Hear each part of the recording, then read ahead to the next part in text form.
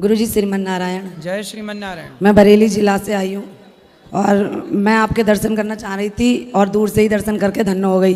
गुरुजी मेरा एक प्रश्न है। मेरा प्रश्न ये है कि जैसे कि अभी कुंभ लगा था, सभी बारी बारी से कुंभ हो आए और मैं कुंभ नहीं जा पाई, ना मेरे पतिदेव जी जा पाए, क्योंकि मेरे पतिदेव मंदिर के पुजारी हैं और उनको जिम्मेदारियाँ इतनी हैं, उनको कभी संडे मंडे या किसी तीज त्यौहार की छुट्टी नहीं होती है जो वो वहाँ जा पाएँ या कहीं और जा पाए। यहाँ भी बड़ी मुश्किल से अपने छोटे वाले भैया को छोड़ के मंदिर पे पूजा पाठ के लिए तब हम यहाँ आप पहुँचे हैं आपके दर्शन के लिए। तो हम वहाँ नहीं पहुँचे तो ऐसा तो नहीं है कि जो 144 साल बाद आया है और ना हमें कभी मिला है ना मिलेगा, तो क्या हम उस पुण्य के भागी नहीं हो सकते दूर बैठ के जो गंगा जल आ गया उससे नहा के? आपने देखो जो कुंभ नहीं गए तो कोई बात नहीं। हमने कहा था उस समय कथाओं में, वहाँ की कथा में, कि जो नहीं आ पाए कोई बात नहीं, जो मानसिक रूप से गंगा स्नान कर लें, मन से चले जाएं, नहीं जा पाए शारीरिक रूप से, या जो गंगा स्नान करके आए हैं, कुंभ स्नान करके आए हैं, उनका दर्शन भी कोई कर ले तो उनके दर्शन से भी उन्हें कुंभ स्नान का फल मिलेगा। जी गुरुजी, दर्शन करके जो लोग आए थे उनके तो हमने दर्शन भी किए और ठीक है, वहाँ का जल था उससे भी स्नान किया। और दूसरा प्रश्न गुरुजी ये है, छोटा सा है वैसे बच्चों वाला प्रश्न है, लेकिन पूछ ले रही हूँ आपकी आज्ञा हो तो जैसे कि अयोध्या के लिए श्री अयोध्या नहीं कहते हैं और लंका के लिए जिसमें रावण रहता था और उसे पापी कहा जाता था ब्राह्मण। हम भी ब्राह्मण हैं, हम आलोचना नहीं कर रहे हैं, ना हम बुरा कह रहे हैं, बस इतना कह रहे हैं जब वो बुरा था तो वहाँ के लिए श्री लंका कहते हैं और जो अयोध्या में श्री राम भगवान रहते थे तो वहाँ के लिए श्री अयोध्या क्यों नहीं कहते हैं? श्रीधाम अयोध्या जी कहते हैं। श्री धाम तो कहते हैं, पर ऐसा है कि लंका को लंका ही कहते थे तब तक जब तक रावण था, लेकिन जब से लंका में सीता मैया गईं तो जिस देश में हमारे देश की नारी चली जाती है उस देश का नाम भी लोग आदर से लेते हैं। गुरु जी के चरणों में शत शत नमन। जय श्रीमन नारायण। गुरु जी मेरा पहला प्रश्न है कि कर्म का फल हर व्यक्ति को भोगना पड़ता है, अच्छा हो या बुरा हो। तो जैसे किसी व्यक्ति ने इस जन्म में या पूर्व जन्म में कोई बुरा कर्म किया और उसको इस जन्म में किसी दूसरे व्यक्ति के द्वारा दंड मिला, तो क्या जिस व्यक्ति के द्वारा उससे दंड मिला उस व्यक्ति को भी दंड मिलेगा उस कर्म के द्वारा? उदाहरण स्वरूप जैसे एक बहू है और एक बेटे हैं, अपनी सास को उन्होंने घर से निकाल दिया, तो अब जब उनके बेटे बड़े हुए उनकी बहू ने भी उन्हें घर से निकाल दिया क्योंकि उन्होंने अपने सास को निकाला था। तो जो दूसरे बहू और बेटों ने निकाला अपनी सास को, तो क्या उनको दंड मिलेगा? ऐसा है, कर्म का विधान दो तरह से होता है। एक तो विधान ये है कि पिछला कर्म इस जन्म में आपको मिल रहा है कर्मों का दंड, अच्छा या बुरा जी।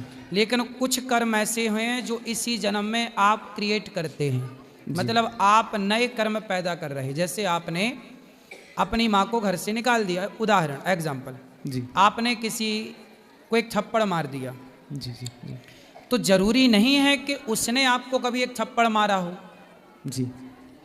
ये भी तो हो सकता है कि नए कर्म की शुरुआत आप कर रहे हैं थप्पड़ मारने से, अब आपने उससे मार ही दिया तो आपको मारने वाला तैयार हो रहा होगा कहीं।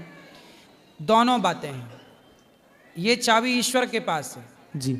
ये ईश्वर ही जानते हैं कि जो आज हमें मिल रहा है अच्छा या बुरा, ये हमारा पिछला है या इसी जन्म का है, या जो हम कर्म कर रहे हैं आज ये पिछले के कारण कर रहे हैं या नया कर्म हम क्रिएट कर रहे हैं, नया हम निर्माण कर रहे हैं अपने लिए। जैसे आज गौरी गोपाल आश्रम में इतने सारे भक्तों की सेवा हो रही है जी, तो मुझे नहीं पता कि ये मैं जो कर रहा हूँ ये नया कर्म कर रहा हूँ या पिछले का मुझे सौभाग्य मिल रहा है करने का, तो ये नहीं जानते हम। बस हम अच्छे कर्म करते रहें, अच्छे कर्म करते रहो, बुरे कर्म से बचो और ये मानो कि भगवान इस हाथ से इस शरीर से ये सारा कार्य भगवान करा रहे हैं, बुरा हमसे ना कराएं जी। एक बार क्या हुआ, एक भक्त हुए गोरा कुम्हार, महाराष्ट्र की कथा है। गोरा कुम्हार का छोटा सा बच्चा था, नाम था विट्ठल। माँ पानी भरने कुएं में चली गई छोड़ के, कुम्हार थे वो, माटी रौंद रहे थे। तो वो कीर्तन, वो बड़े भक्त थे, कीर्तन करते विट्ठल विट्ठल विट्ठल, वो माटी रौंदते हैं ना कुम्हार लोग घड़ा बनाने के पहले। तो उस माटी के भट्टे में उनका छोटा बच्चा जागा तो अपने पिता के पास घुटनों के बल आया रोया, पर वो ध्यान में थे तो सुने नहीं, पर वो बच्चा उस माटी में गिर गया और दुर्भाग्य से वो माटी रौंदते रौंदते बच्चे के सिर पे पांव रख दिया और बच्चा पूरा माटी के अंदर धंस गया और उनके बच्चे की हो गई मृत्यु। जब उनकी पत्नी पानी भरकर कुआं से लौटी, बच्चे को ढूंढा, मिला नहीं, देखा तो वो रौंदा जा रहा था, कुछ कपड़े का अवशेष दिखे, उठाया तो बच्चा तो मरा था। भाई घुट गया ना दम उसका मिट्टी में, अब मर गया।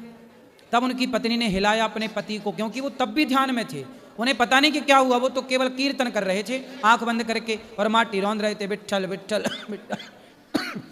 जब उन्होंने जागे वो तो उन्होंने देखा कि बच्चा मर गया, तो भगवान से प्रार्थना करिए, बोले प्रभु यदि बच्चे की उम्र इतनी ही थी तो मुझे दिक्कत नहीं, आपने बच्चे को आपने दिया था, आपने अपने पास बुला लिया, हमें कोई दिक्कत नहीं, परंतु प्रभु मैं जिम्मेदार बन गया, मैं कारण बन गया इसकी मृत्यु का, ये पाप मैं सह ना पाऊंगा, मेरे से एक बच्चे की हत्या हो गई जी।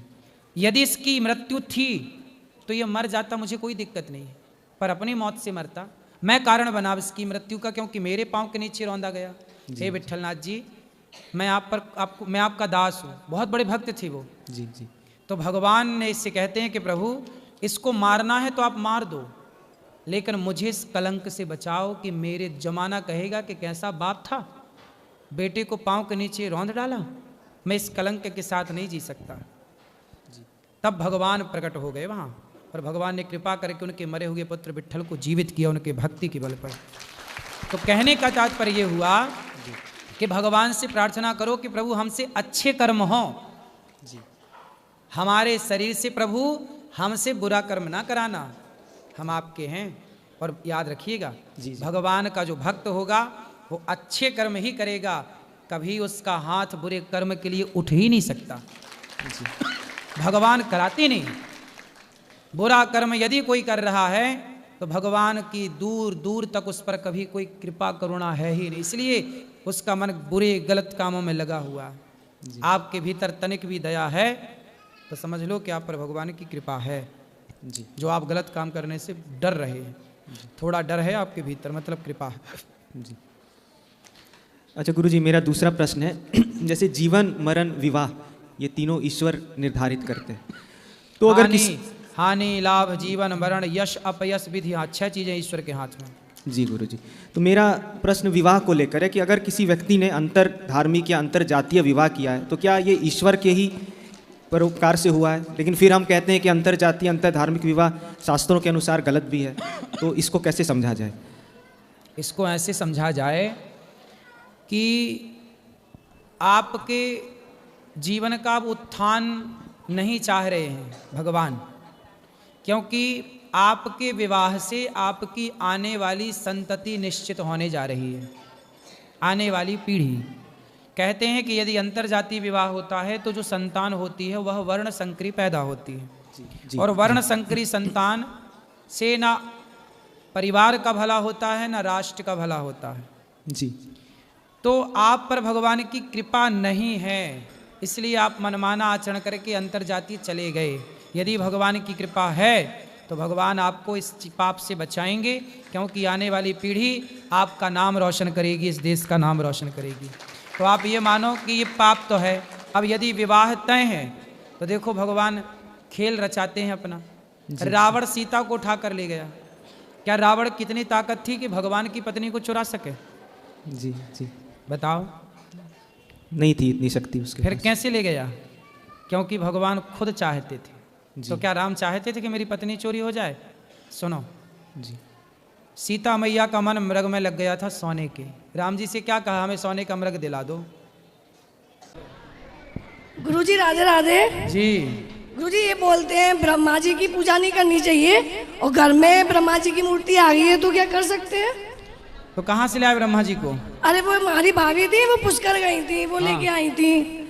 जब तो हमने रख ली, अब आप बताओ कर सकते हैं ब्रह्मा जी की? हाँ तो अच्छे हैं ब्रह्मा जी, क्या बुरे हैं? अच्छा कुछ लोग बोलते हैं कि मतलब पूजा नहीं करनी चाहिए। ब्रह्मा जी की पूजा केवल पुष्कर में होती है बस। अच्छा अच्छा, तो फिर करनी चाहिए, कर ले। केवल पुष्कर में। अच्छा फिर उसको निकाल दे। कहाँ निकालोगे? मतलब मंदिर मंदिर कहीं आप अब बताओ। आहे तो रखे और पूजा अच्छा। करो, क्या है?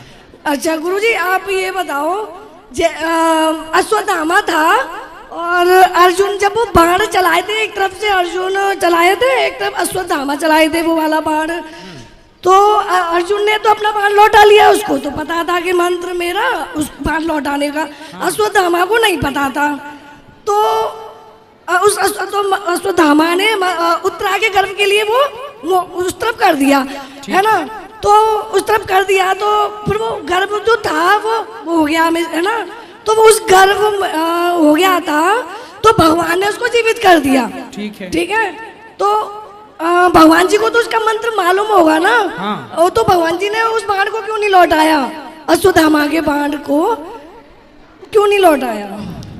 भाई वो ब्रह्मास्त्र की शक्ति देने वाले भी तो भगवान हैं, तो शायद वो लौटाने की जरूरत ही नहीं पड़ी, उन्होंने सुदर्शनास्त्र से ब्रह्मास्त्र को खंडित कर दिया, उसकी शक्ति को समाप्त कर दिया भगवान ने। लौटाते क्यों, समाप्त कर दिया। अच्छा गुरुजी राधे राधे जी। श्रीमन नारायण गुरुजी मेरा एक प्रश्न है बस। जो ये माला करती हूँ गुरुजी, उसकी 11 माला कर लेती हूँ, तो उसके बाद जो एक माला और करनी पड़ती है। हाँ कर सकते हैं जी, फिर वो हर 11 माला के बाद करनी ना है? ना, एक ही बार करनी है गुरुजी? एक बार कर लो, 11 माला करना तो 11 ही करना है। हाँ तो 11 ही करती हूँ गुरुजी, उसके बाद जो एक माला और है ना सर, उस गुरुजी उसी को पूछ रही हूँ मैं बस 11 करना है तो 11। ठीक है गुरुजी, 2 लाइन सुना दूँ आपको? गुरुजी 2 लाइन सुना दूँ? सुनाइए। जी, बोलिए सतगुरुदेव भगवान की जय, श्रीमन नारायण भगवान की जय। एक सच्चे सतगुरु ज्ञान बिना, एक सच्चे सतगुरु ज्ञान, नारे दुनिया में किसी का कोई नहीं, दुनिया में किसी का कोई नहीं। ये बाण कवे भाई मेरा है, ये बाण